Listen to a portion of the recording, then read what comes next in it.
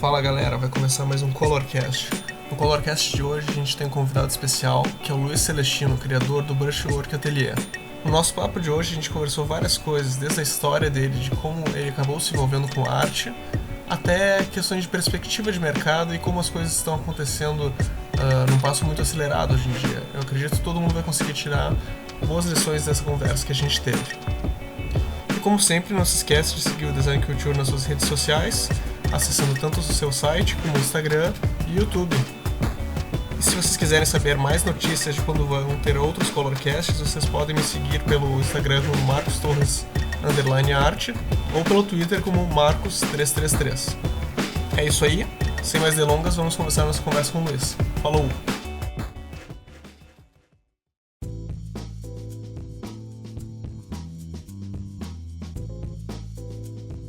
Eu tinha esquecido de falar, mas é um prazer, na verdade, pra mim falar contigo, assim, eu já acompanho o teu site faz bastante tempo, na verdade, o Brushwork. Pô, o prazer é todo meu, cara. A gente já trocou umas mensagens aí, né, nos estudos que você fez, né? Isso, a gente já trocou umas mensagens de vez em quando. É Sim. bom, né, tipo, tentar participar mais ativamente, assim, da comunidade. Uhum. E eu até queria entender melhor, assim, como é que começou isso pra ti, assim, como é que foi, mais ou menos, porque eu sei um pouco da tua história, dos vídeos que tu já postou muitas vezes no teu próprio canal, de falar que, enfim, na verdade tu participava de outra profissão antes, né? Era engenheiro, eu acho, né? Sim, era. Cara, a trajetória é toda torta, vamos dizer assim, né? Eu na época que eu tava para fazer vestibular, aquelas coisas, é a mesma questão, né? Acho que da maioria da galera que tá indo para fazer vestibular e hoje em dia Enem, né? E essas coisas e não tem a mínima ideia do que quer fazer, né? No longo prazo. Acho que tem algumas pessoas que são abençoadas aí que nascem com uma boa ideia do que querem fazer, mas tem uma grande maioria que aos 17, 18 anos é direcionado a tomar uma decisão tão importante na vida, né? E sem ter uma ideia nenhuma do que é a cada uma das profissões, né? Eu lembro até de fazer um teste vocacional na época, daqueles de escola, que deu 50% exatas, 50% humanas. Eu falei, tá bom, biológicas eu já sabia que não era, então agora muito obrigado. Então, no final das contas, aí ficou aquela coisa, não, eu devia fazer arquitetura, ou sei lá o que e tal, mas na época eu tocava guitarra, tava querendo ser músico e tal, e no final das contas fui fazer engenharia por livre e espontânea pressão social, e não pressão social imposta, né? Aquela coisa de ter família que fez exatas e tal, e acabei caindo nessa aí.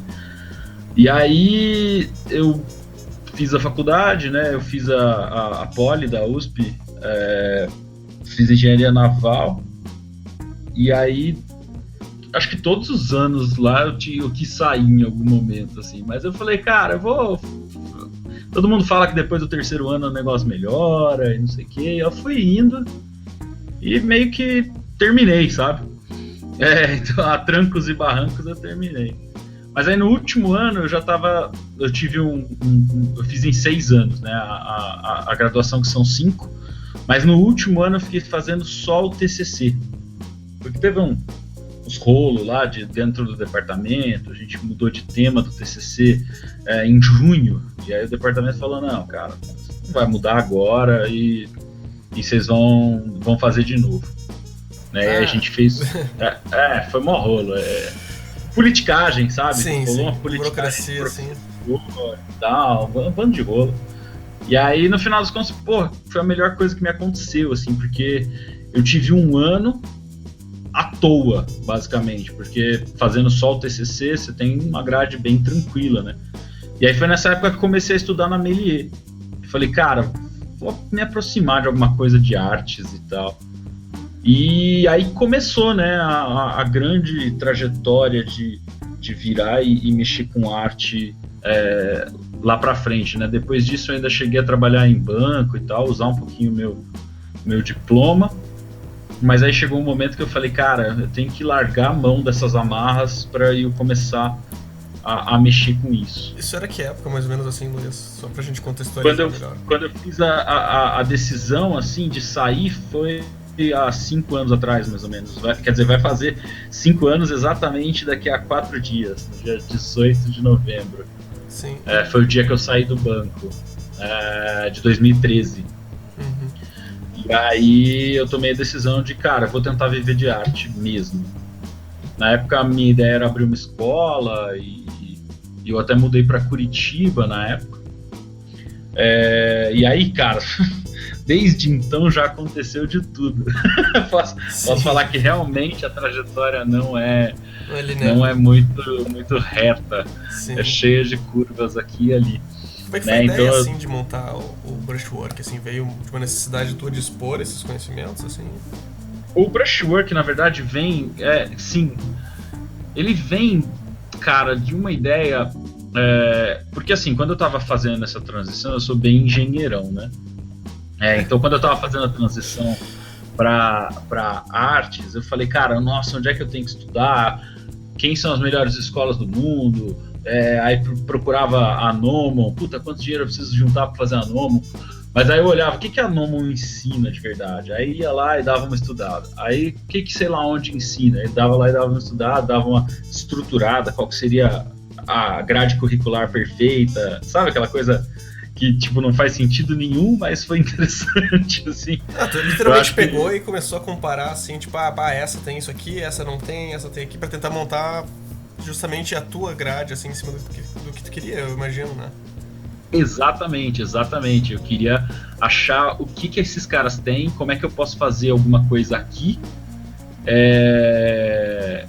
sem gastar $200 mil para estudar no Art Center e etc. Eu falo que isso não tem muito a ver porque eu acho que cada um também tem o seu ritmo, tem o seu direcionamento de estudo, né? Não necessariamente só essa fórmula de uma FZD, de um Art Center vai ser o que vai funcionar para todos, né?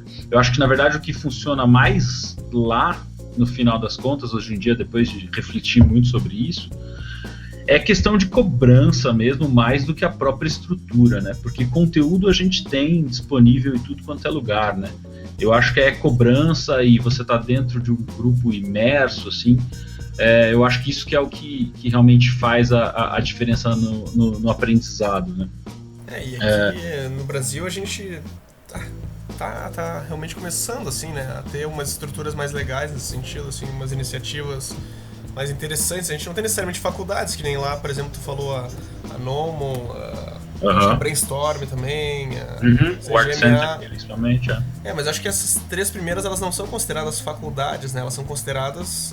A Nomon A Nomon é um bacharelado hoje em dia. Sim.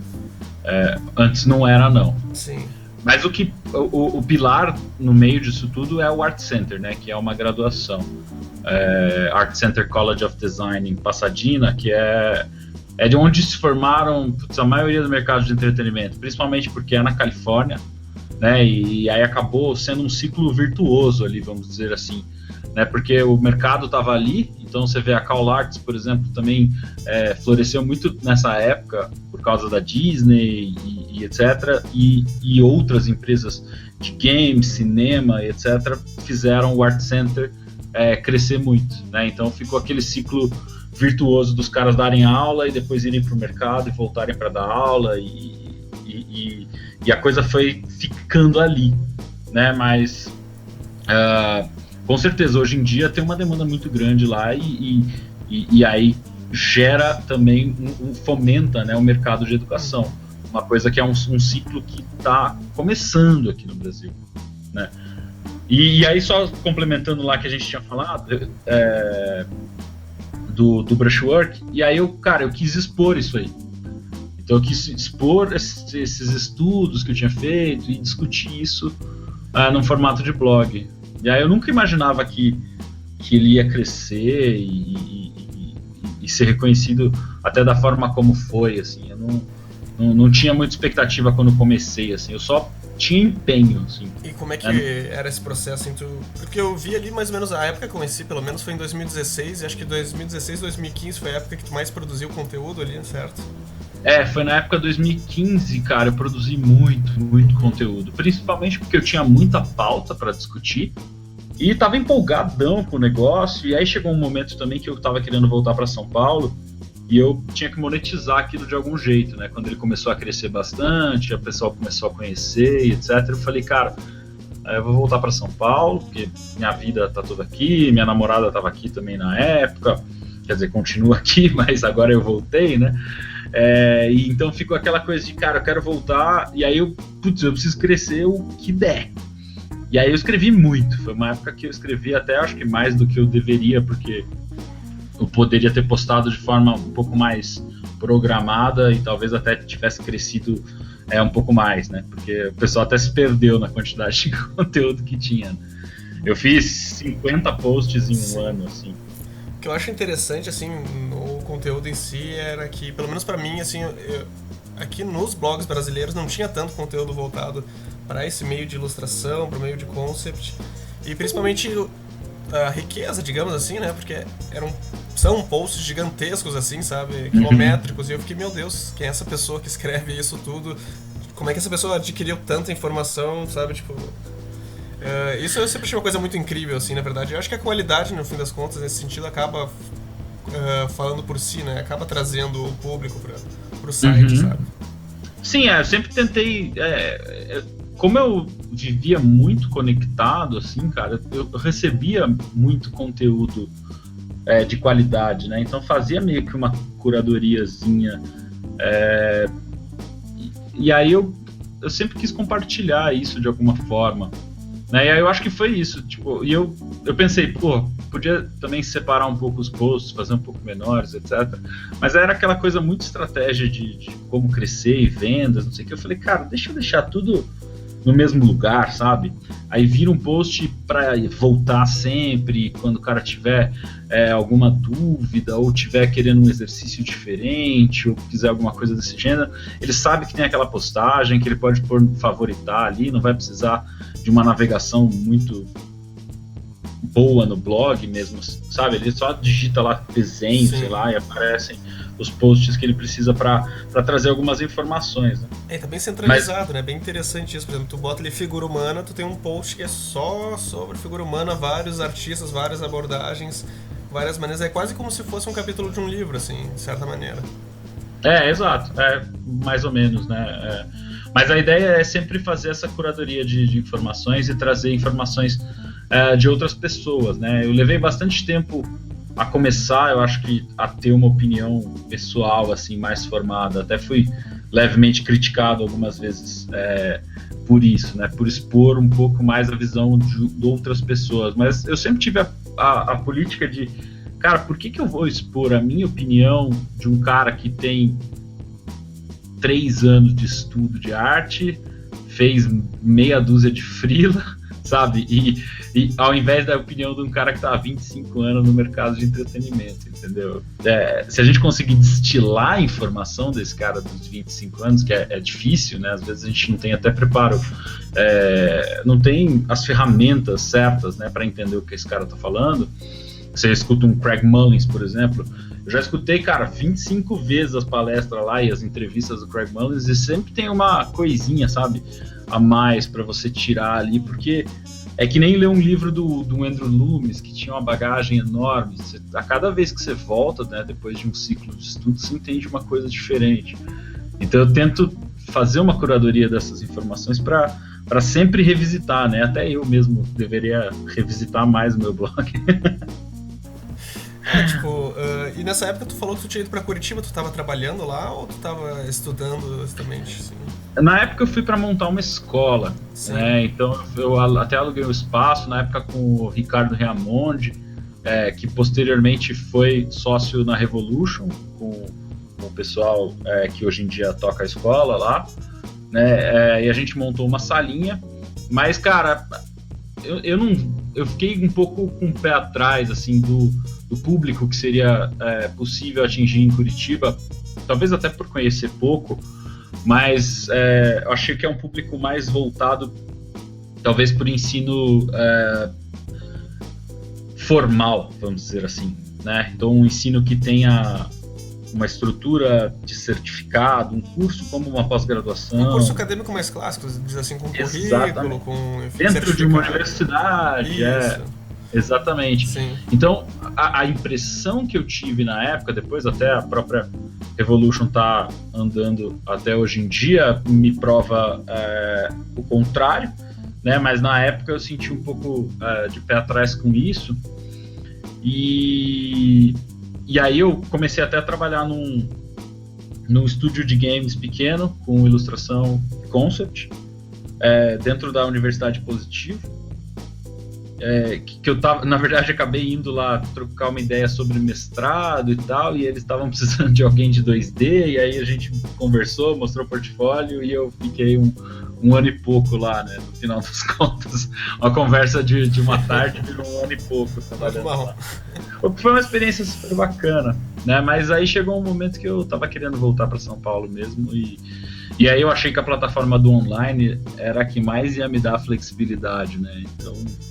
Hoje em dia eu aposto muito, apesar de sentir um distanciamento, às vezes, dos meus alunos, por exemplo, eu gosto muito do formato online, assim, né, do cara não ter o horário para, às vezes, ele não conseguir chegar na aula, principalmente aqui em São Paulo, que é o caos, né?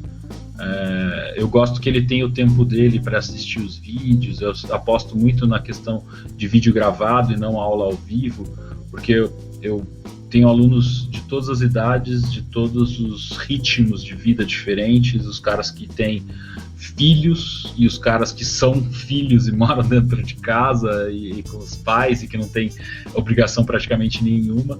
Então, acho que cada um tem uma dinâmica diferente. Eu prefiro uma dinâmica que deixe possível que esse cara assista o vídeo na hora que ele quiser e ele não tenha que estar ali no horário certinho da aula para simplesmente depois aquele material não tá mais disponível, sabe? Então é uma coisa que eu gosto do online, sempre achei interessante, e tem dado certo.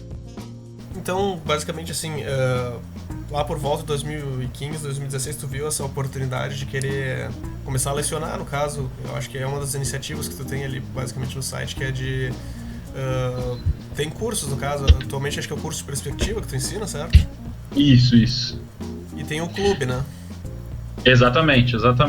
Na verdade, assim, eu comecei, como eu sou engenheiro, né, a coisa que eu mais me identifiquei na época da mudança para arte foi perspectiva, né, porque é uma questão física, né, uma questão matemática. Bem técnica também, né? Bem técnica, e eu acabei, falando, nossa, que legal, e fiz muitos cursos, e o livro do Scott Robertson, devo muito ao material dele, devo muito ao material do Eric Olson, por exemplo, na New Masters Academy, o Marcos Mateu Mestre também, tem o Gary Meyer, que é um cara que tem DVDs da Nomon, lá de trás, esse cara foi professor no Art Center e tal, um velhinho hoje em dia.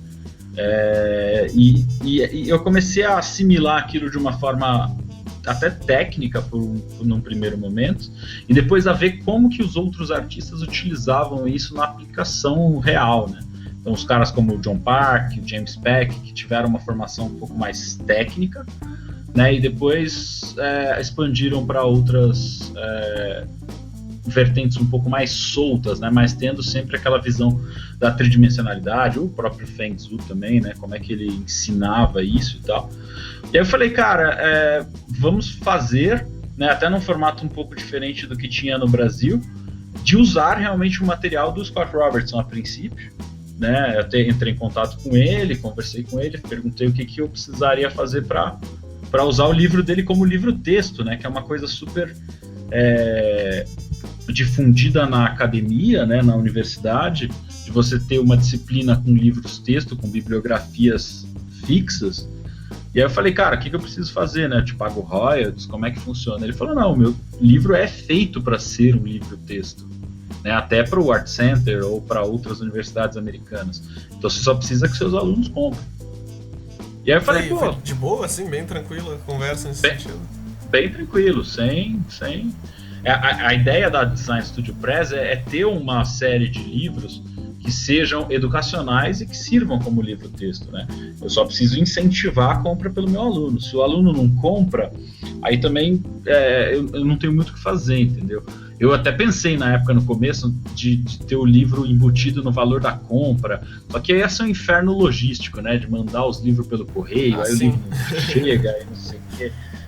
E aí eu falei, não, acho que eu prefiro assumir a confiança, né? Eu acho que a gente também tem que dar um voto de confiança e até hoje não tive problema. Ou as pessoas compram, ou depois de um tempo compram e a gente acaba usando essa estrutura. E hoje em dia a gente usa o do Marcos Mateu Mestre, que também é publicado pela Design Studio Press, né? Que é a editora do Scott Robertson, porque foram 2 livros de perspectiva feitos pela Design Studio Press e eu acho que um complementa o outro muito bem.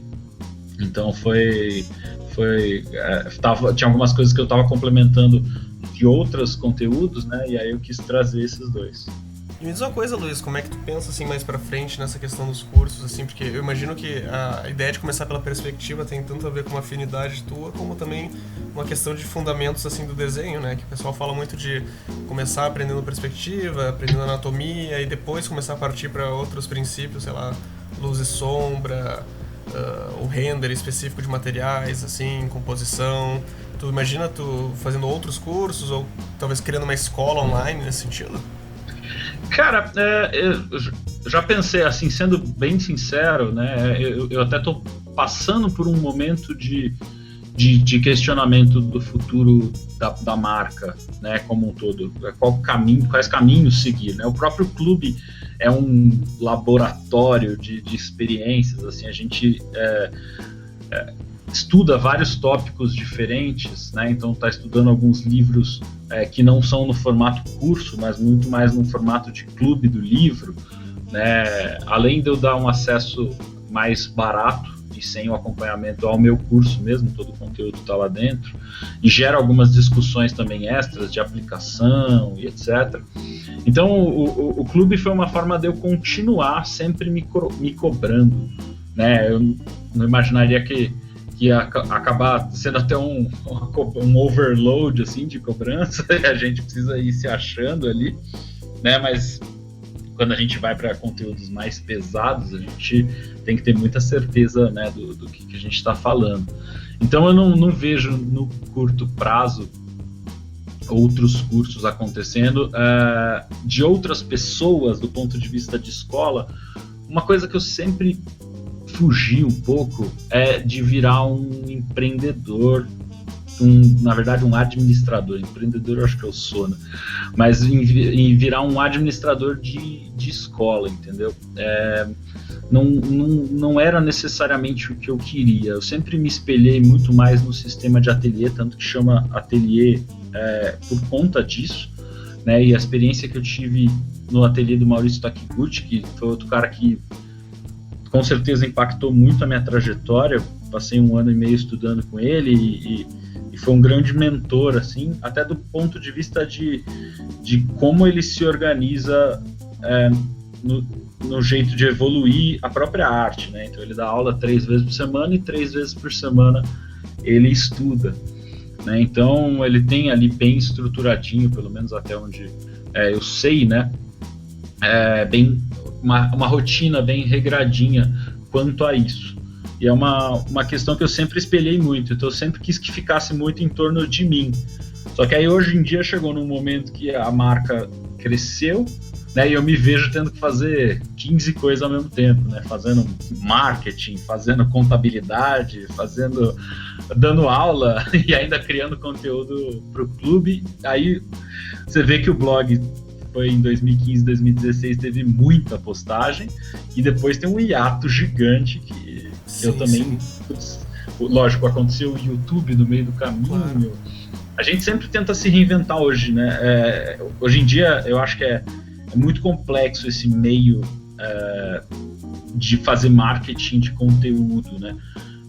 Eu acho que, entrando num assunto que pode ser maior do que o tempo que a gente tem aqui, mas eu acho que hoje em dia tem muito conteúdo, né, disponível, tem muito ruído também. Então é difícil você se destacar dentro de tanta gente falando. Aí acaba que fica aquela coisa de quem grita mais alto.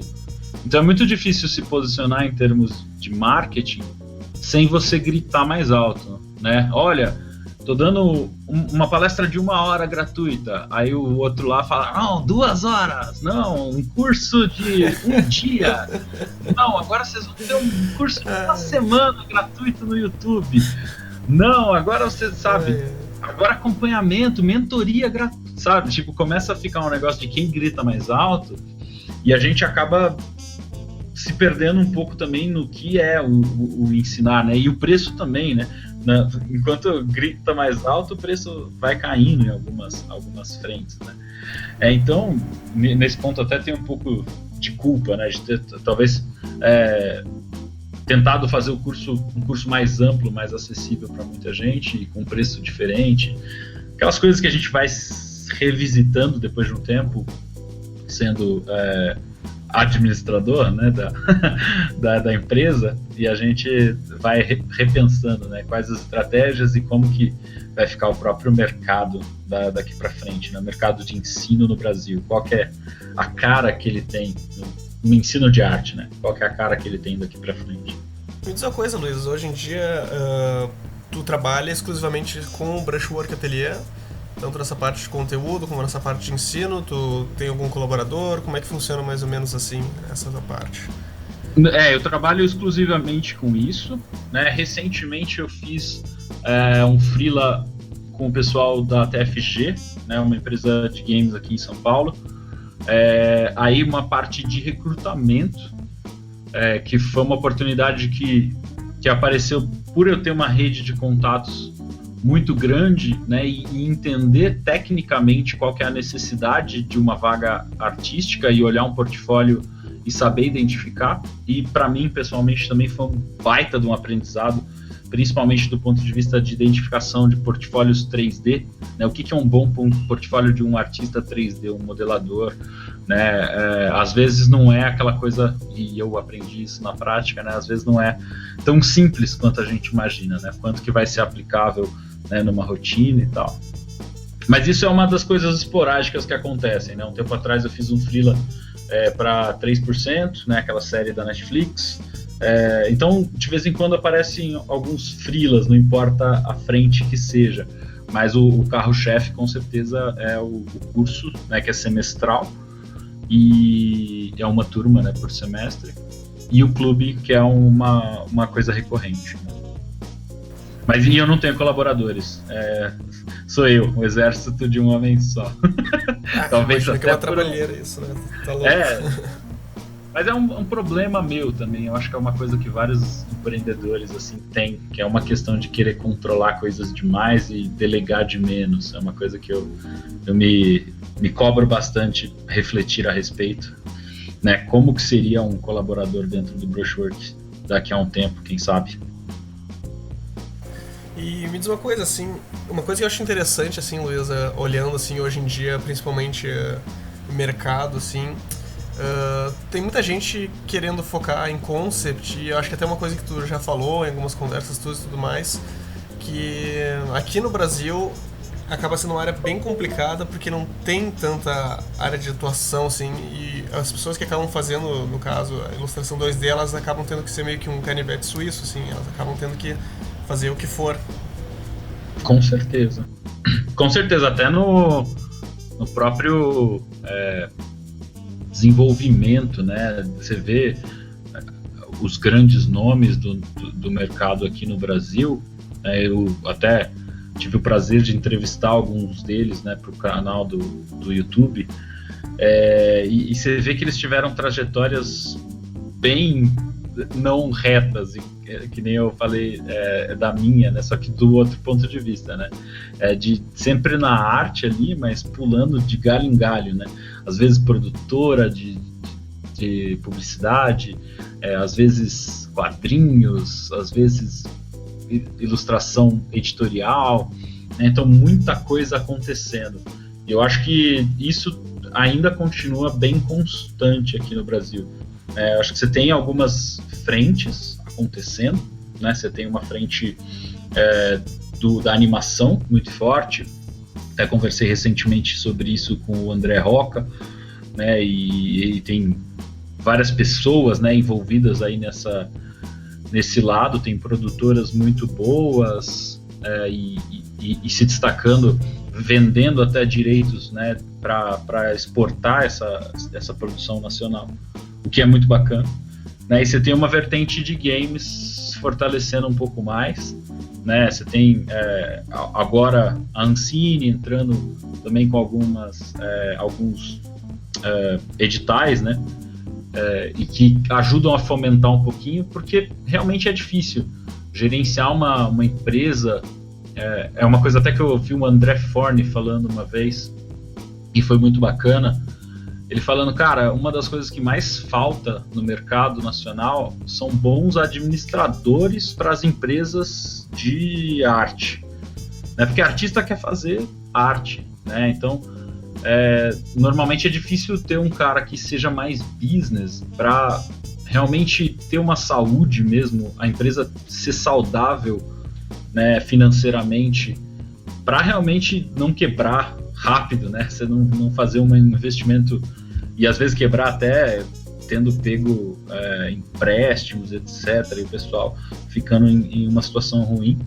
Então isso é uma coisa que eu ainda vejo um pouco de necessidade, mas tem algumas frentes interessantes. A TFG, por exemplo, é uma delas, né? Uma frente, é uma empresa bem saudável financeiramente, até foca bastante nesse lado de vendas, mas isso gera a possibilidade de você inovar também no lado artístico, quando você tem, né, aquela segurança de poder inovar, né? Então você tem movimentos, mas eu acho que ainda assim você vê os artistas que a gente conhece, essa nova geração, né, que é o pessoal do Benora, por exemplo, você vê eles pulando de galho em galho também, em termos de primeiro um card game, depois uma, sei lá, empresa de games de tabuleiro, aí tem o Splash Art, né, que começou depois um movimento grande de Splash Art com o Mike. Então você vê ainda muitas coisas acontecendo, né? A gente, como um grande exportador mais de mão de obra artística do que realmente um exportador de conteúdo, né? Esse movimento da exportação de conteúdo eu acho que ainda está bem embrionário. Mas é uma visão também de um leigo no assunto, né? Eu só tenho contato com as pessoas, assim, eu não tenho uma visão tão ampla o suficiente para dizer o que está acontecendo, o que vai acontecer. Eu acho interessante também nesse sentido que eu falei agora da arte 2D. Mudou bastante, principalmente quando começou a ser mais implementado 3D de uma maneira mais popular, eu acho, né?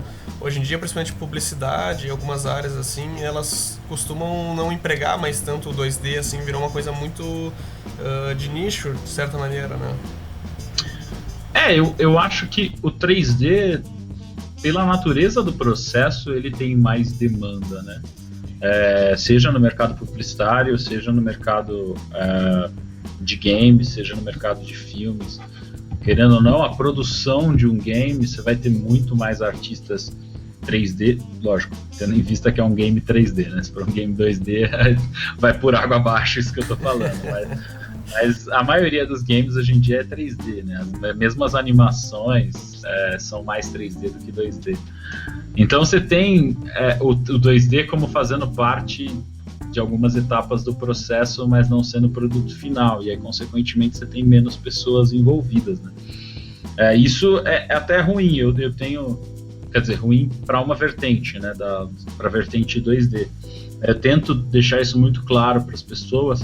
Até um tempo atrás tive o prazer de ir numa palestra no Unhide Conference, aqui em São Paulo, com o Rafael Lacoste, né, um workshop dele. E foi engraçado, no finalzinho, assim, ele soltou uma bomba, assim, que me deixou pensando muito a respeito, né? E ele falou que, se você quiser ser um concept artist, você não tem a expectativa de começar sendo um concept artist. Tudo bem, ele tá falando do ponto de vista de como ele começou lá atrás, né? Mas ele falou, começa com 3D, começa com environment art, por exemplo, e depois você vai para concept art mesmo, propriamente dito, porque são tão poucos cargos, né, que para você ter uma carreira sustentável até chegar lá, ou você tem, sei lá, uma oportunidade enorme de estudar numa escola como um Art Center, ou tá numa posição certa na hora certa, né, para você ter tudo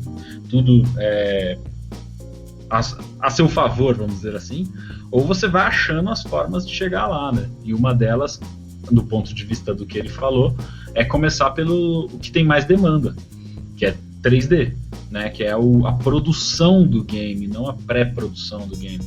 A fase que demora mais em um game é a produção mesmo. Um game, um filme, seja o que for. Então é interessante, né? Pensar desse ponto de vista, não é uma visão que muita gente tem aqui, né? Tem muita gente querendo concept art e, tipo, achando que vai pegar o primeiro job e vai ser na Ubisoft, sabe? O que eu quero dizer nesse sentido é que existe essa diferença assim, bem grande de demanda hoje em dia, tanto de 2D para 3D, mas também no sentido de que está mudando também bastante o cenário 3D. Eu acho que talvez tu acompanhe um pouco algumas notícias que tem de programas, que nem acho que o Houdini e tudo mais, que eles fazem criações procedurais, assim. Acho que, se não me engano, teve o último jogo, o Far Cry 5, eles criaram boa parte do cenário através de criação procedural, assim. Eles não tiveram necessariamente um modelador e tudo mais. Boa parte dos assets eram tudo montados através de cálculo. Isso acaba gerando um pouco de medo, eu acho que até no pessoal do 3D nesse sentido, né?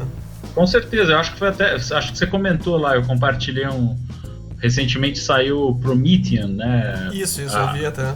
Do Andrew Maximov, que era um cara que trabalhou muito tempo com technical art, né, para Naughty Dog, principalmente. Ele tem até umas palestras super interessantes na internet, vale a pena ver. E agora ele está trabalhando nesse projeto de uma AI que é uma inteligência artificial, né, que organiza assets e monta um negócio que você pediu para ela montar, né?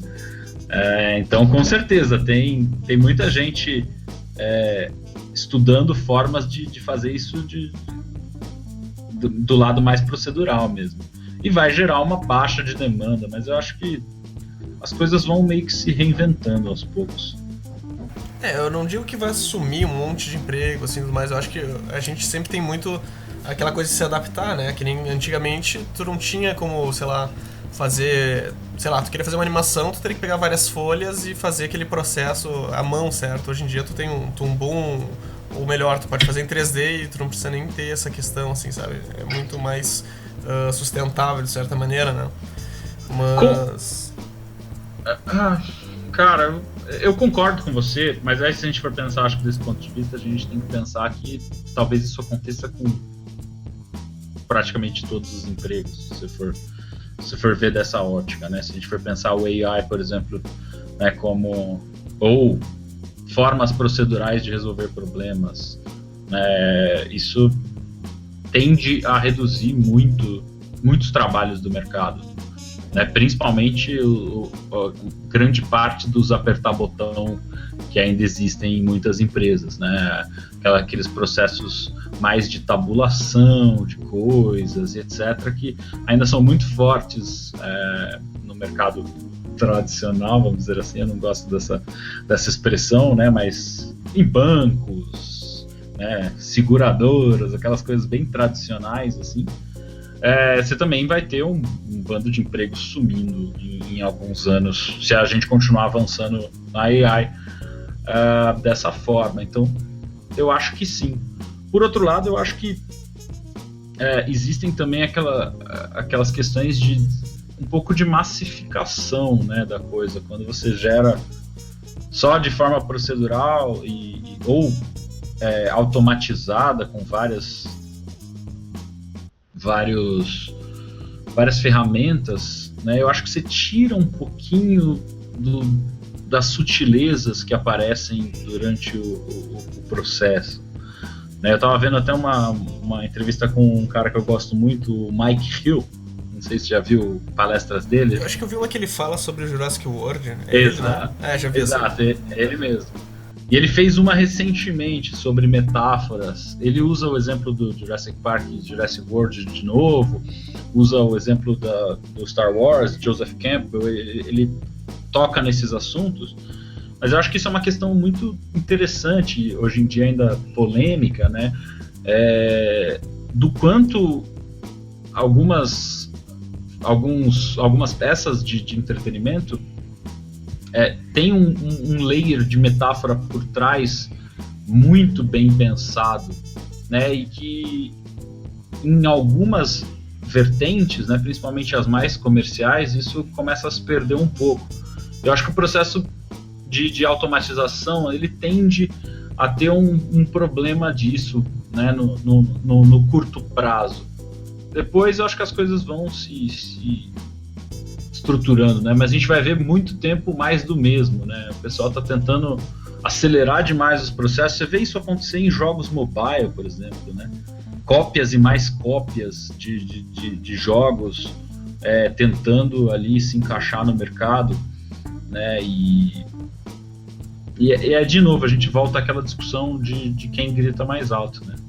Acho que a questão até de empresas que se dão muito bem, a TFG ou uma Supercell, por exemplo, são empresas que têm marketings muito bons.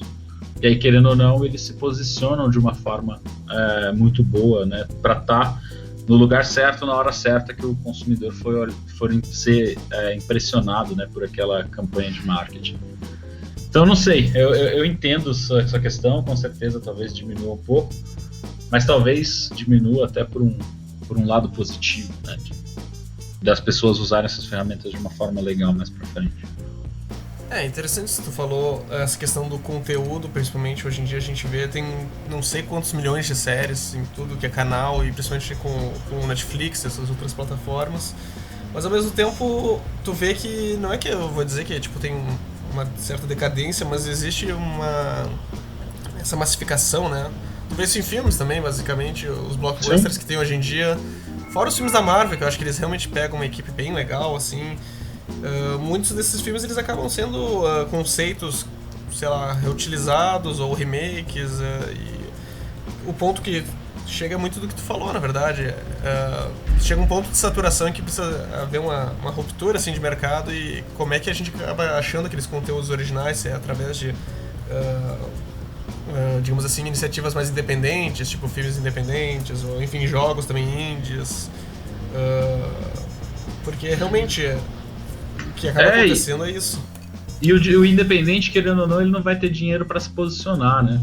Isso é uma coisa complicada, quando nesse mercado que você precisa gritar cada vez mais alto, é muito difícil o independente se posicionar. Lógico, é super legal ter plataformas como a Netflix, mas que tá virando um monstro também, né? Eu acho que tem, lógico, posições que a Netflix está tomando que são bem legais, que remetem um pouquinho ao que se fazia lá atrás, né? Nas animações antigas, por exemplo, da Disney, né? Onde você tinha talvez um pouco mais de liberdade para os artistas, um pouco menos de pressão de dinheiro, e um pouco mais de liberdade para os artistas fazerem, né?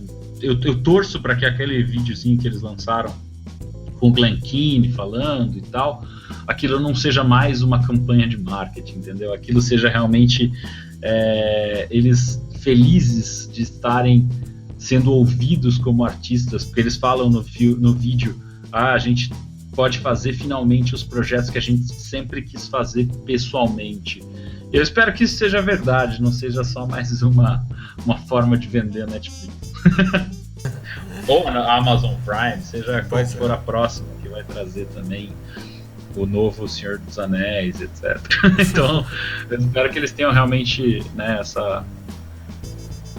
essa possibilidade, essa liberdade de criar, e eu acho que até ter paixão pela IP, né, pela propriedade intelectual, que eu acho que era o que acontecia muito na questão do Stan Winston, por exemplo, quando fazia o Jurassic Park lá atrás.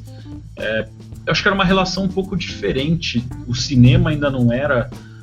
o mundo não era tão conectado também. não era tão rápidas as coisas que aconteciam, tipo, não precisava ter o 2 tão rápido, sabe? Eu acho que tinha era um outro ritmo de mundo, assim. Hoje em dia, ainda mais com esse negócio de binge watch, né, que as Netflix fazem, tipo, sai um final de semana a série nova do Daredevil, sei lá. Aí todo mundo assiste um final de semana inteiro de série, e aí, cadê a próxima temporada? Entendeu? Então isso gera, por mais que eles falem, não, vou jogar daqui a um ano, isso gera uma ansiedade que tem que ser preenchida por outras coisas. E aí é cuspir muito material.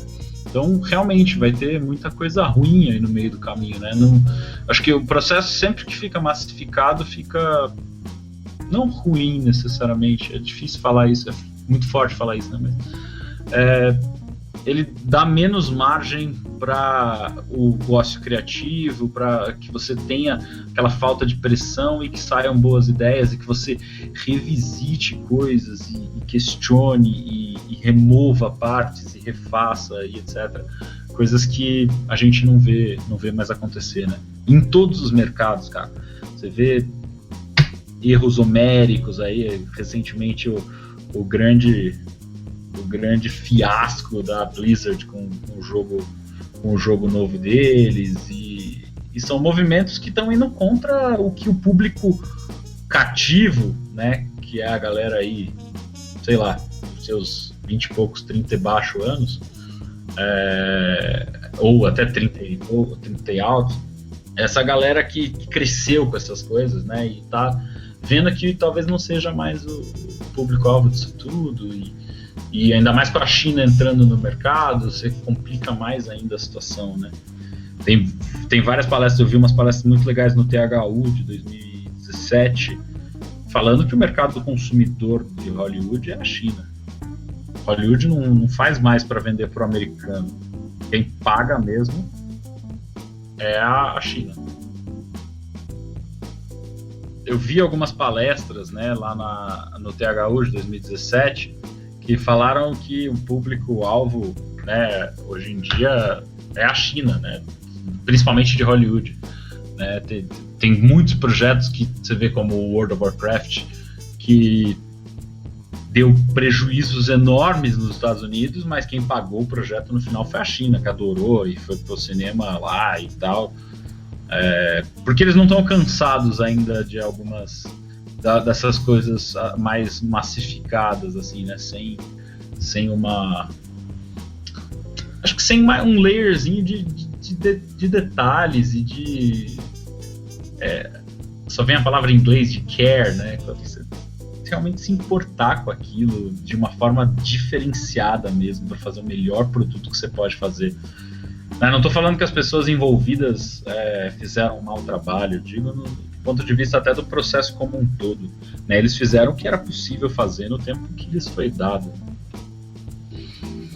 Me diz uma coisa, Luiz, assim, uma coisa que eu estava pensando aqui era nesse contexto atual, assim, que a gente realmente tem diversas mídias, tem diversas maneiras, assim, de conteúdo, muitas distrações, digamos assim. Como é que uma pessoa consegue hoje em dia se destacar, assim, como um artista, seja 2D, 3D? Como é que tu imagina isso, assim? Cara, o que eu vejo muito, e é até uma questão levantada por vários artistas lá fora, nesses eventos como o THU, quando essa mesma pergunta é feita, né? Você vê que todos os caras que estão em alguma posição de destaque no mercado, eles têm uma grande autenticidade com relação aos seus trabalhos, né?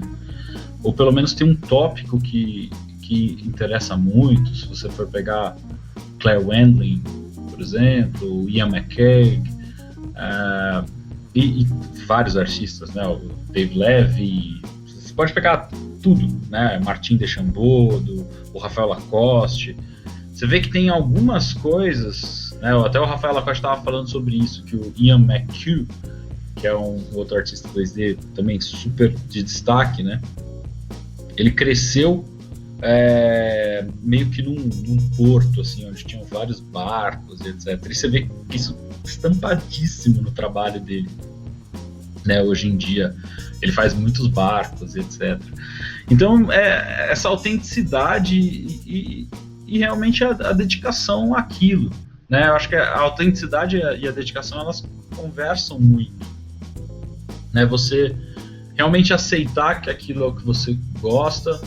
Lógico, a gente tem que ser meio coringa em algumas situações, não tem como, ainda mais trabalhando em projetos e produções, mas você tem pelo menos alguma coisa ali em paralelo que você realmente se importa muito e se dedica para fazer aquilo da melhor forma possível, sabe?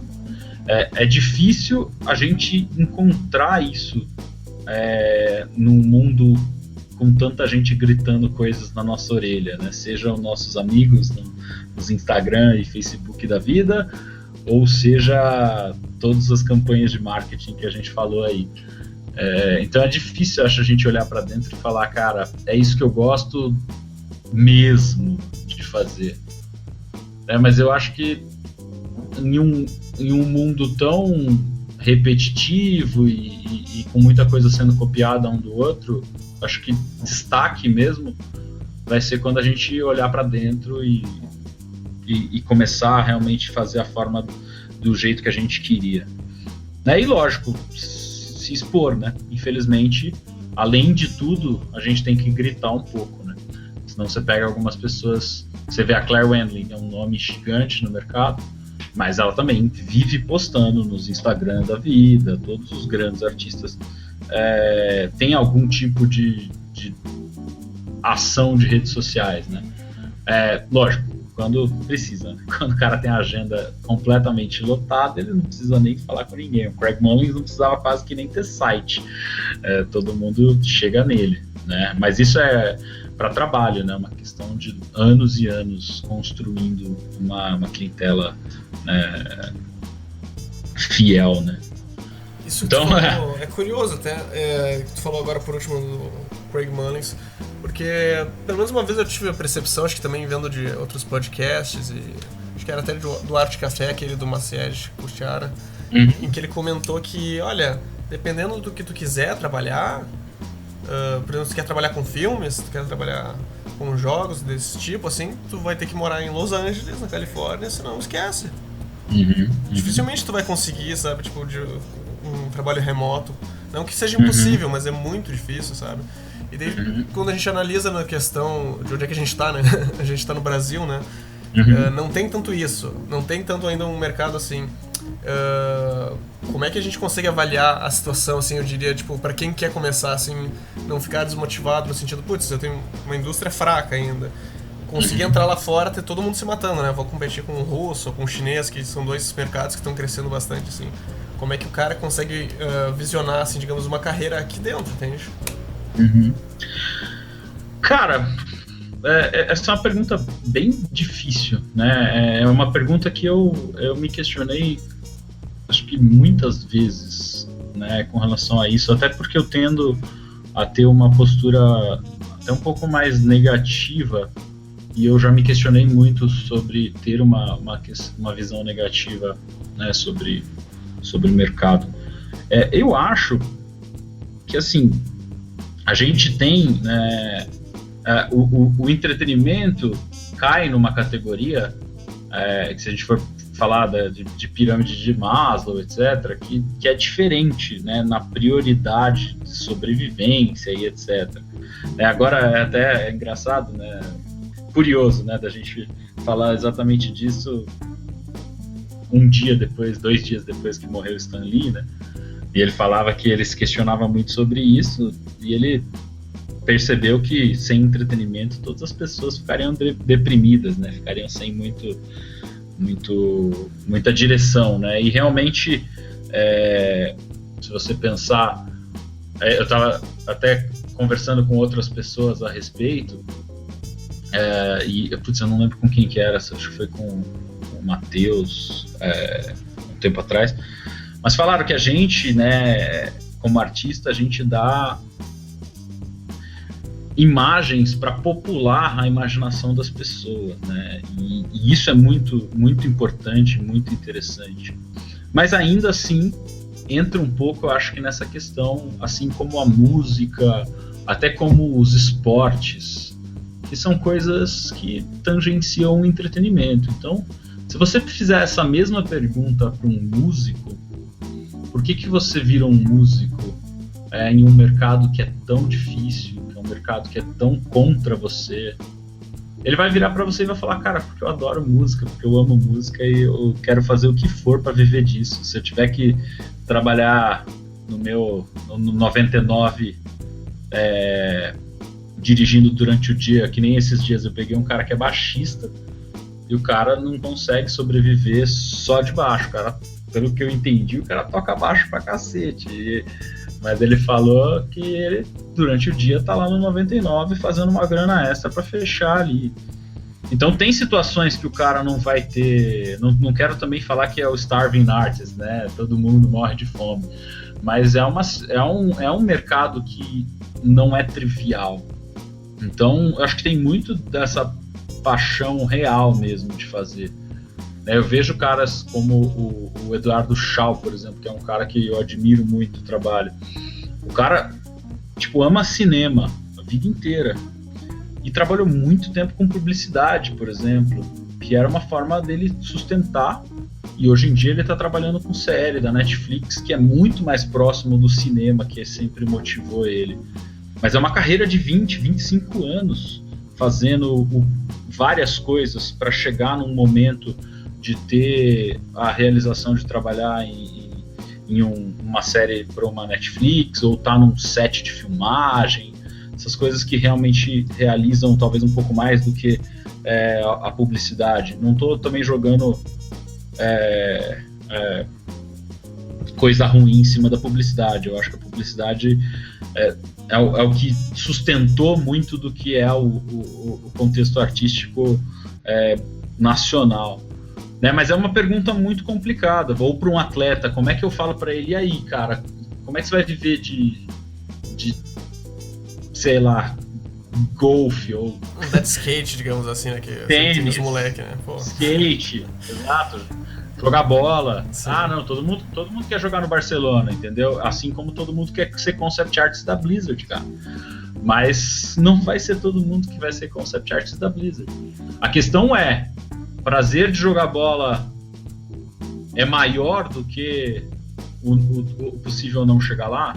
Também é difícil falar isso porque você acaba jogando um bando de coisa, uma visão negativa em cima do sonho da pessoa, etc. Todo mundo começa a jogar bola também com aquele sonho lá na frente de jogar num grande clube, ser reconhecido, ou seja o esporte que for. Tem alguns esportes que você sonha para que o seu esporte seja reconhecido, para que aí sim você tenha a possibilidade de ser reconhecido naquele esporte, sabe? Então eu não sei se eu, sei lá, me esquivei um pouco da resposta, mas eu acho que é um contexto complexo. Eu gosto de fazer essas analogias com outros mercados, porque nos outros mercados é um pouco mais claro, sabe, que não é tão trivial. Mas eu acho que as perspectivas são boas, se a gente pudesse falar de um ponto de vista assim. Eu acho que tem coisas acontecendo e eu acho que a gente vive num momento muito bom para artistas, principalmente autorais, né? É um momento onde você consegue ser ouvido muito mais fácil do que era antigamente. Até pegando a analogia da música de novo. Hoje em dia o cara pode fazer uma conta no Spotify e publicar a música dele sem ter o intermédio de uma gravadora, etc. Lógico, a gravadora ou os grandes nomes vão gritar muito mais alto. Então tende a gente ir aos poucos galgando, né, os nossos espaços. Com relação aos mercados de cinema e de games, você tem muitos brasileiros indo para lá, né? A gente é produtor de grandes artistas, né? Hoje em dia, por exemplo, o Rafa Grassetti, né, que tem um super destaque no mundo como diretor de arte do God of War, né? E produto nosso, né, entre aspas. A gente tem uma competitividade de igual para igual, entendeu? É só você você tem que ser muito bom e fazer o que for necessário, entendeu? O Grassetti trabalhou em publicidade por muitos anos, você escuta isso nas palestras dele, né? E depois ele foi para o Canadá, porque era a forma mais fácil, né? Entre aspas, mais fácil, era onde as oportunidades apareciam primeiro por causa de problema de visto. Os Estados Unidos sempre foi muito difícil essa questão.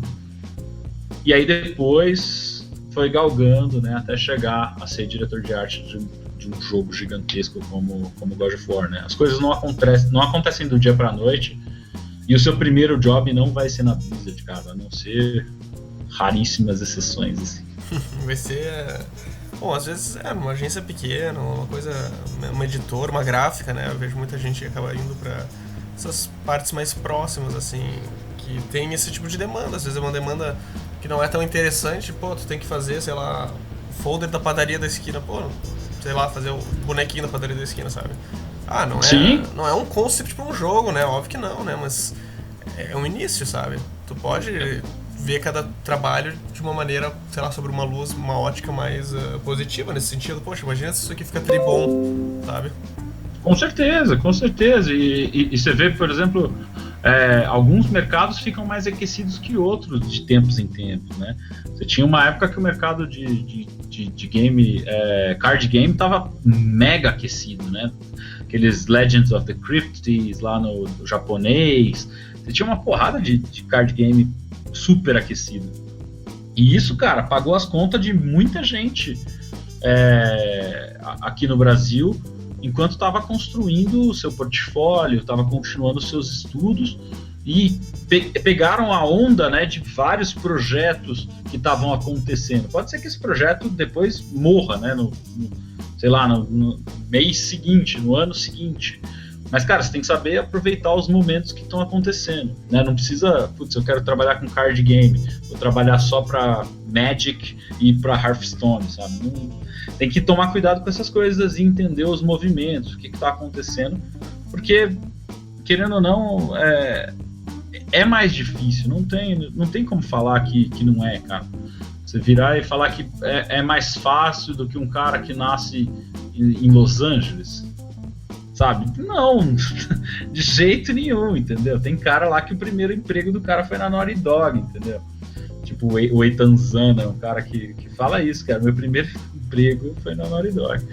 Então, mas o cara tava no lugar certo, na hora certa, com o trampo certo, entendeu?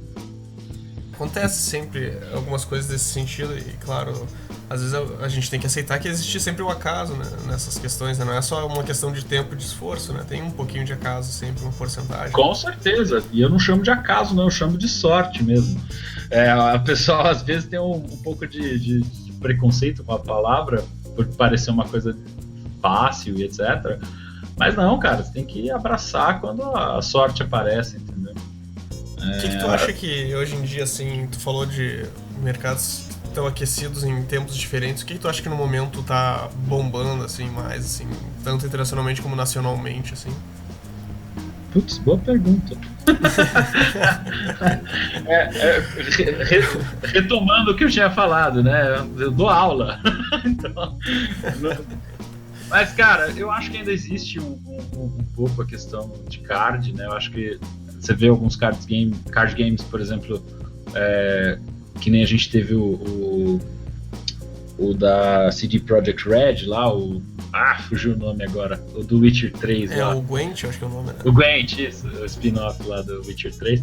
Agora acho que tem mais um outro da série Witcher. Você tem alguns cards surgindo, assim, né? Acho que é uma coisa muito fácil de você portar para um mobile, por exemplo. E querendo ou não, por mais que tenha a gente já tenha falado a questão da Blizzard lá com o Diablo Immortal, é um mercado que realmente está crescendo muito ainda, né?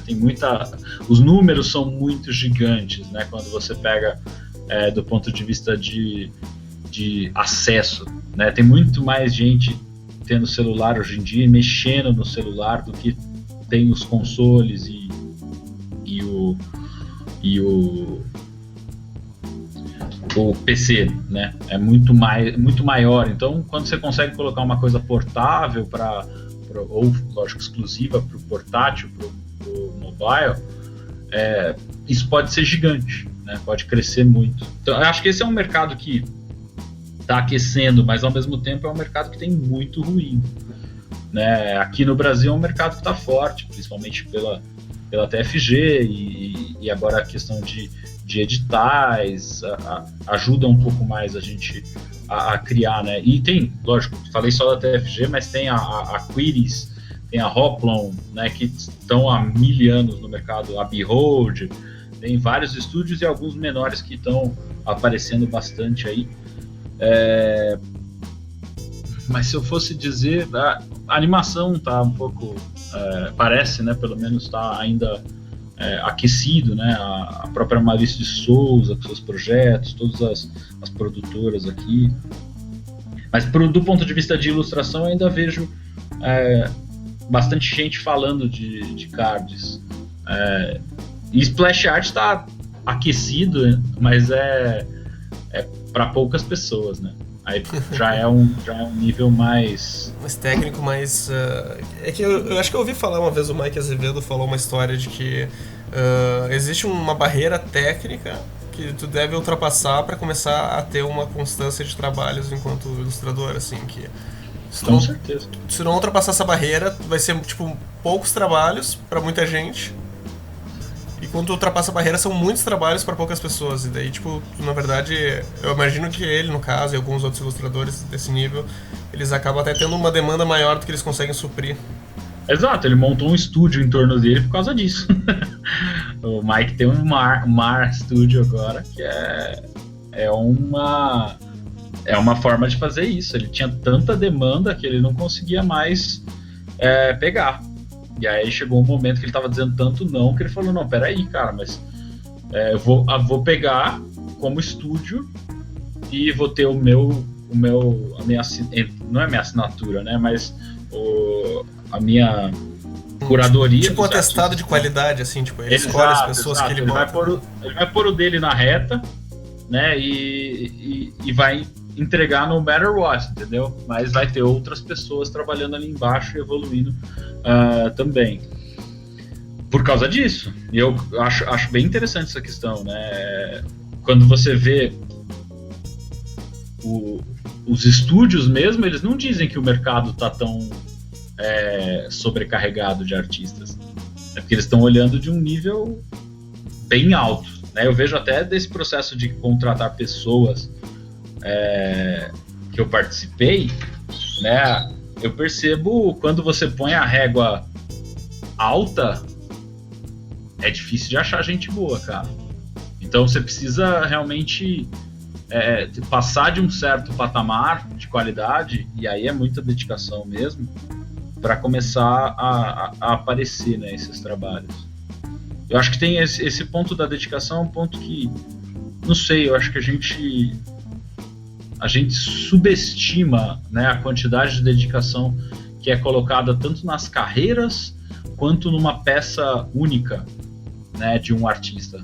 Você pega essas splash arts, por exemplo, e o Mike falou de artes que ele levou um mês fazendo, 8 horas por dia, full time. 8 horas por dia numa semana, meu Deus, vai dar umas 160 horas numa arte. Não, 8 horas por dia no mês dá 176 horas no dias úteis, né? Sim. É o mês útil, 176 horas. Sim. Então vamos dizer que ele não trabalhou os finais de semana. Então, 150 horas que seja, 150 horas numa pintura. E hoje a galera, eu me incluo nisso, tá? Não tô apontando dedos, não. A gente termina uma pintura de 2 horas e posta, entendeu?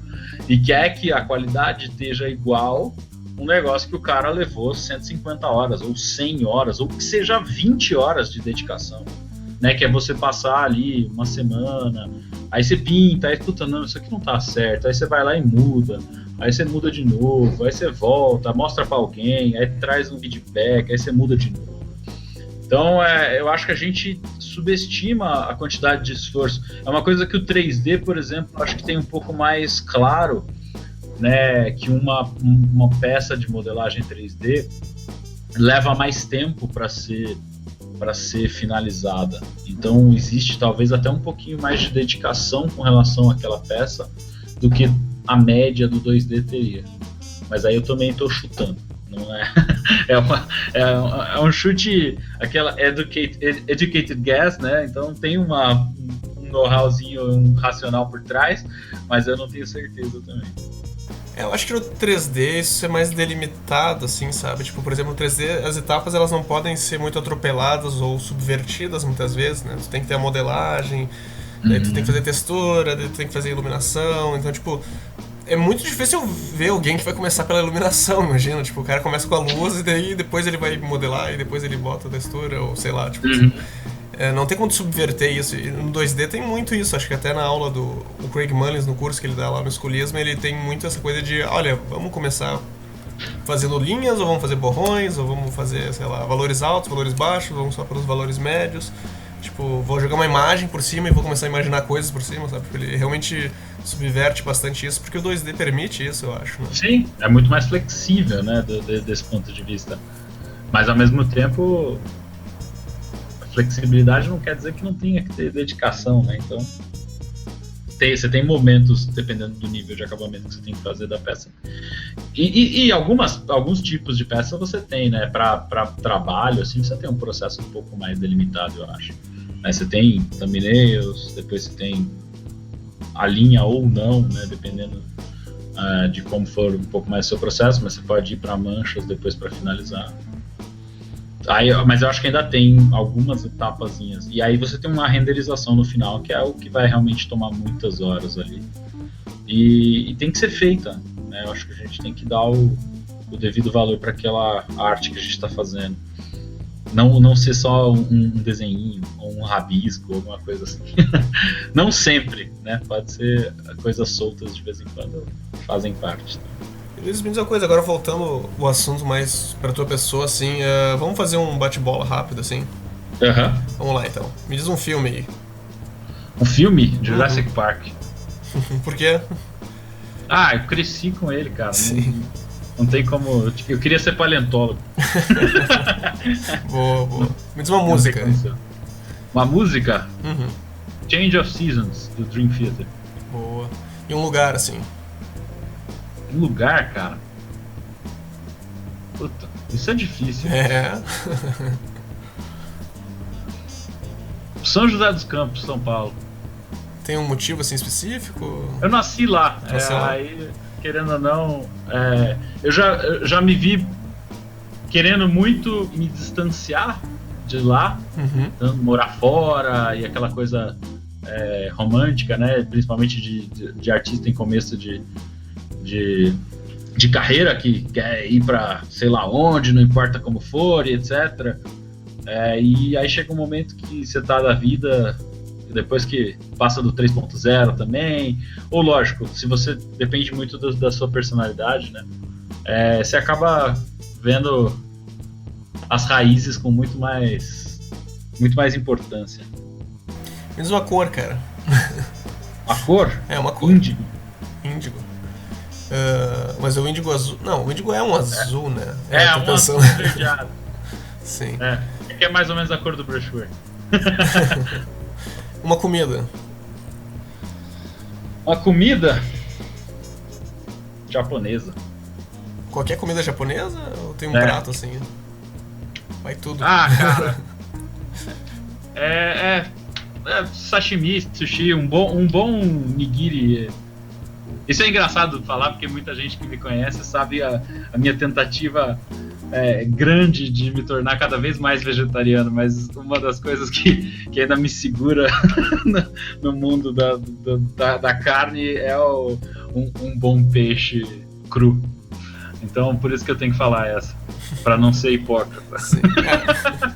Confesso também, não tem como negar um sushi, cara. Eu gosto até de fazer, na verdade, assim, porque legal. É muito bom, cara. É até uma atividade legal, não sei se tu já tentou fazer alguma vez, assim, em casa.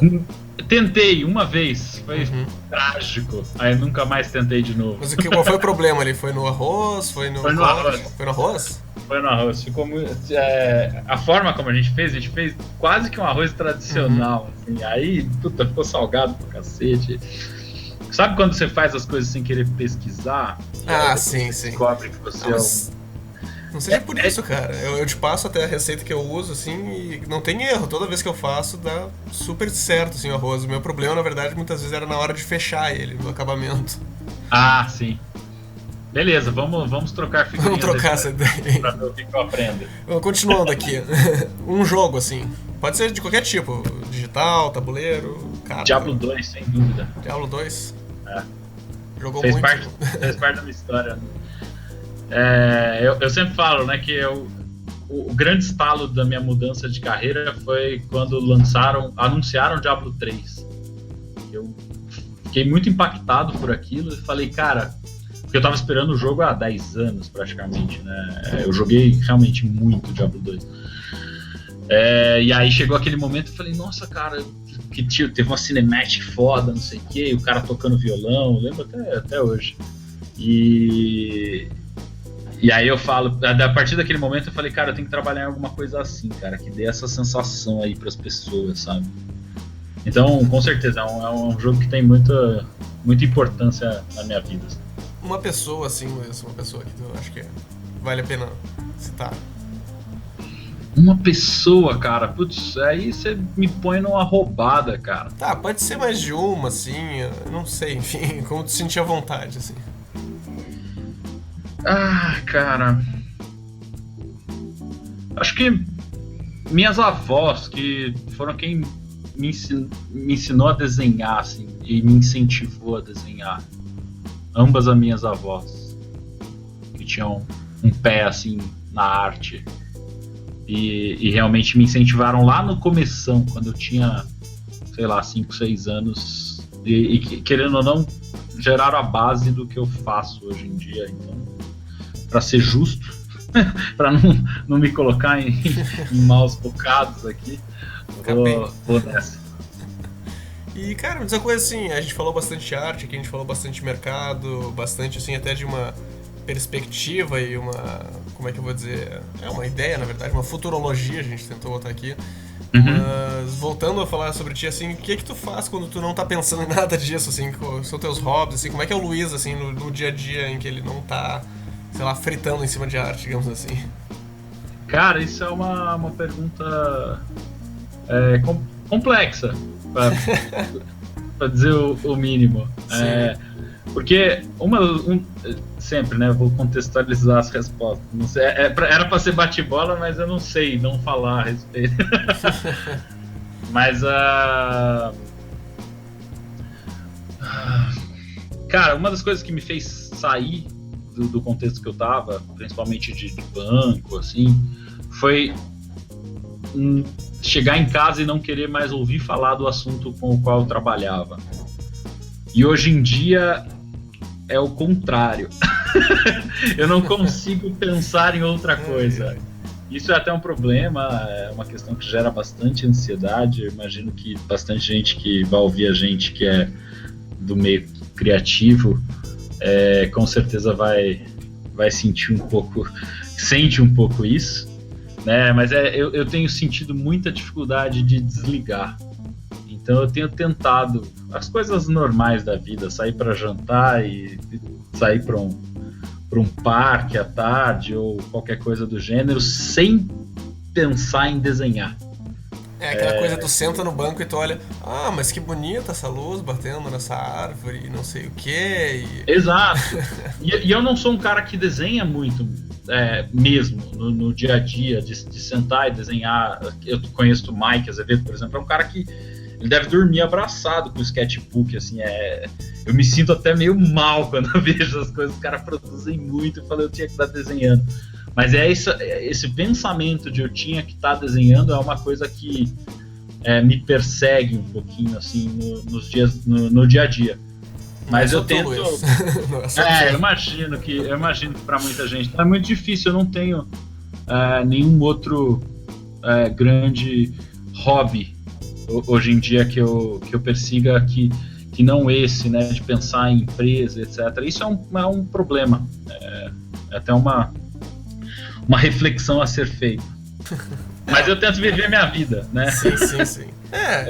Eu acho que às vezes acaba sendo meio difícil, principalmente no teu caso, em que realmente tu é um empreendedor, tu tem uma empresa que tu toca ela sozinho praticamente, né? Como tu falou, então acaba meio sendo impossível, até porque imagino que os horários às vezes acabam sendo, digamos assim, a tua rotina acaba sendo um pouco caótica nesse sentido, não? Mesmo porque quando você trabalha para você, né, você acaba fazendo os horários também de uma forma menos regrada, né? Não sou muito bom com rotinas, assim, eu tento estruturar o máximo possível, mas às vezes você tem uns momentos que nem escrever post é uma coisa que às vezes aparece, né? E aí você senta e sai fazendo bastante e você continua pensando a respeito. Mas eu acho que hoje em dia, exatamente nesse momento que eu estou agora, né, é mais o pensamento de para onde que a empresa vai. É uma necessidade de controle que às vezes até é um pouco desnecessária, né? A gente, na verdade, não tem tanto controle quanto a gente imagina, mas aí você acaba pensando mais do que, às vezes, executando, né? E isso é um problema até com o desenho. Você acaba pensando mais sobre qual que desenho que você deveria estar fazendo do que realmente sentando e desenhando, que nem os caras, que nem eu falei, o Mike, etc., fazem, né? Cara, solta, faz coisas que você quer ali, né? Mas, voltando à tua pergunta, eu tento sair de casa e ver pessoas. Eu acho que esse é o meu hobby. Isso é importante. Não que não dê pra tu ficar em casa e, digamos assim, que nem, por exemplo, a interação que a gente tá tendo aqui, sabe? Tipo, conversar hoje em dia mais do que nunca, eu diria, sabe? Eu acredito até que boa parte das conexões que tu acabou fazendo, tu foi só ver a pessoa, sei lá, em carne e osso, assim, tipo um evento, muito tempo depois e tal. Mas tu já tinha uma conexão com aquela pessoa antes, entende? E eu acho que na arte isso é ainda mais interessante, porque como você se expõe muito ao colocar uma arte para as outras pessoas verem, e não necessariamente sobre os seus gostos, mas sobre as suas frustrações, por exemplo. Eu até ouvi isso uma vez de uma artista e na época achei mó piegas, assim, falando, não, porque eu me sinto nua quando coloco minhas artes para as pessoas verem, e achei mó palhaçada. E hoje em dia eu falo, nossa, como eu era um babaca, né? E eu paro para pensar, tipo, cara, e é muito verdade, tudo que a gente põe é um pouco uma expectativa de o que as outras pessoas também vão achar e etc. E como isso acontece de forma muito sincera, eu acho, na internet, entre nós artistas, né, a gente até acha que se conhece mais do que na verdade conhece, né? Algumas vezes eu conheci pessoalmente umas pessoas e falei, pô, você parou pra pensar que é a primeira vez que a gente tá se vendo pessoalmente? Ele fala, não é. Eu acho que com o Eduardo Schau foi assim, com o Marco Álvares também foi assim. Foi aquela coisa de, cara, é a primeira vez e tal, que a gente já tinha se falado pela internet, ou pelo menos visto tanto o trabalho um do outro, assim. Pô, que legal, sabe? É engraçado, mas é uma sensação, tipo, de conhecer já a pessoa. Você sabe o que ela busca, meio que pelo trabalho que ela tá fazendo.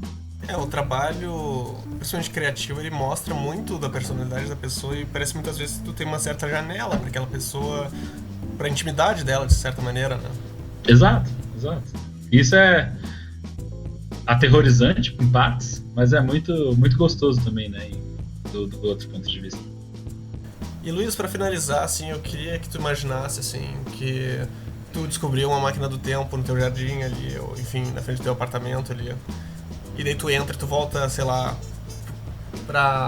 vamos pensar assim, pra a idade que tu tinha 12 anos de idade, sei lá. E daí tu pode falar com essa versão tua, o que tu diria, assim, pra ele, assim, pro Luizinho, sei lá. Vai desenhar, vagabundo. Não, brincadeira. Eu acho que é um pouco também essa questão de aproveita um pouco mais o seu tempo, assim. É difícil a gente apontar dedos pro que passou, né? Mas eu acho que eu tive situações que eu poderia ter aproveitado um pouco mais algumas coisas quando eu era mais novo, ter me dedicado um pouco mais a algumas coisas como o desenho, a própria música, né? Não aos 12, porque aos 12 quase logo depois eu estava descobrindo o Diablo 2, aí isso é uma parte tão importante da minha vida que eu não falaria, não jogue tanto. Se eu tivesse o Diablo 2, tu não tava aqui, digamos assim. Exatamente, eu tenho certeza absoluta disso. Quer dizer, podia estar por outras vias, mas há uma chance grande de não estaria.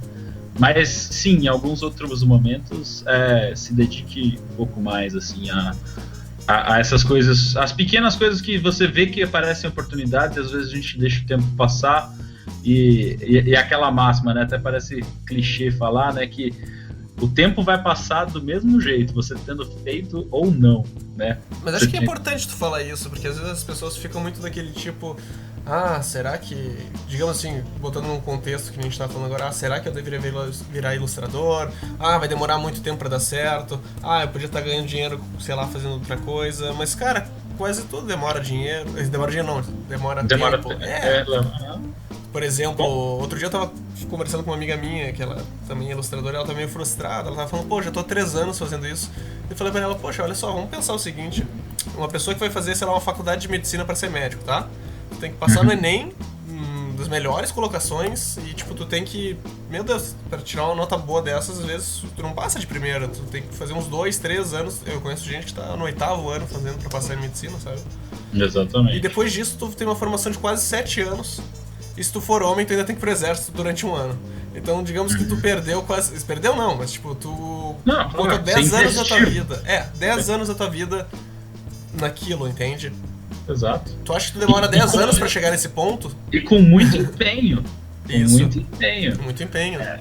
Se você pegar a carreira artística e ficar realmente 10 anos com muito empenho, você se destaca bastante. Eu diria até que menos, dependendo, né? A gente consegue ver alguns casos que em menos tempo conseguiram... Claro, mas aí eu acho que entram vários fatores envolvidos, claro, né? Mas você vai ter que continuar estudando para sempre, entendeu? Você vê Craig Mullins hoje em dia, que a gente falou dele, ele continua estudando, né? E fala isso abertamente. Agora que ele ficou mais velho e tal, deu uma desacelerada no ritmo de coisa, ele está estudando como que os mestres desenhavam a anatomia humana. Eu acho que o Bob Shill comenta isso numa das entrevistas. É aquela coisa de, cara, você vai ter que continuar sempre estudando. Então, começa agora, entendeu? Se isso vai te dar um retorno financeiro, aí eu acho que envolve muitos fatores também, mas, por exemplo, que nem eu tava falando, na época da faculdade, eu vim para São Paulo e eu queria muito estudar no EMT, que é a Escola de Música e Tecnologia, que tem o Instituto de Guitarra e Tecnologia, o IGT, que é uma das escolas mais conceituadas de guitarra do Brasil e tal. Até quando eu trabalhava no Itaú, parênteses, eu ia lá almoçar às vezes, porque é do lado. E, cara, você vê alguns dos seus ídolos de infância, tipo, almoçando na lanchonete, assim, é um negócio estranho, porque os caras dão aula lá, né? Então, o Eduardo Ardanui, por exemplo, que é guitarrista da Dr. Sim, é um dos melhores guitarristas do Brasil, com certeza. O cara lá almoçando, comendo uma coxinha, um refri, né? Você fala, caralho, olha o cara ali, meu.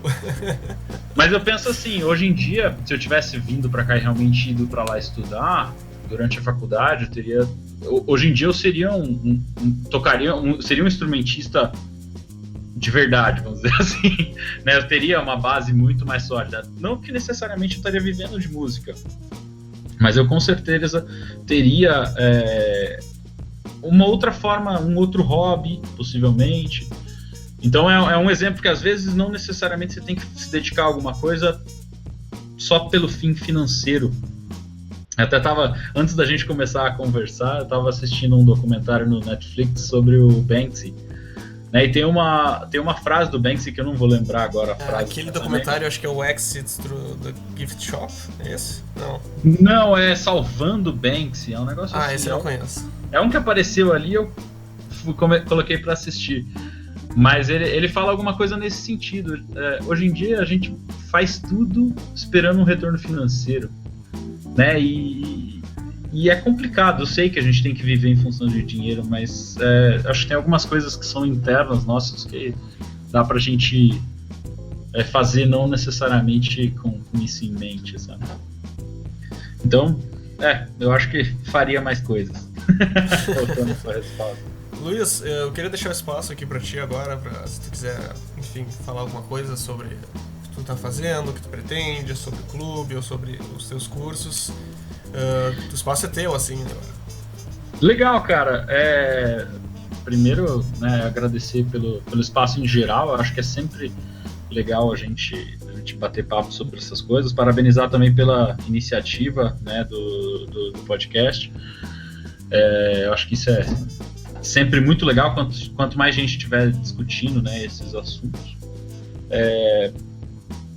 Para quem não conhece, né, a gente falou, mas eu nem apresentei, né, o projeto, o Brushwork Atelier, para quem não conhecer. Eu acho que todas as coisas eu discuto lá e apresento tudo, então todas as mídias, brushworkatelier.com e também YouTube, Facebook, e aí tem todas as informações sobre o meu curso de desenho de perspectiva e também o clube, né, que hoje em dia é um clube de livros, né, que a gente pega alguns tópicos sobre minha curadoria e a gente discute a respeito, e o material fica lá depois para o pessoal acessar, seja o material do meu curso, seja outras discussões que a gente teve. Hoje em dia já são mais de 50 horas de vídeo lá disponível para o pessoal acessar.